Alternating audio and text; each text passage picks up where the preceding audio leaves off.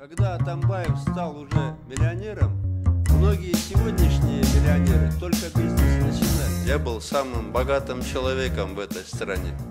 А я уже был здесь долларовый мультимиллионер. Я хочу об этом еще раз напомнить.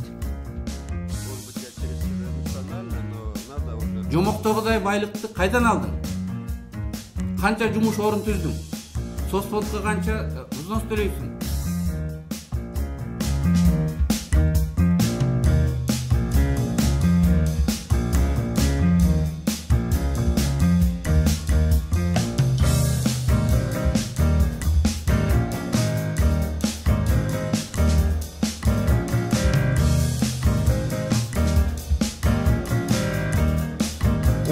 $35 миллион менен $27 миң айырмасы бар да, эмне үчүн калп айтат?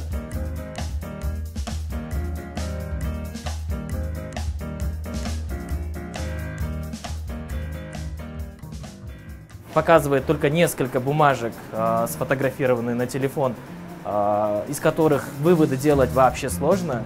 Это не считается принципом прозрачности. Я открыл первую частную фирму в Кыргызстане еще при СССР, при Горбачеве. И когда я ездил на Мерседесе, то президент Акаев ездил на Вольво.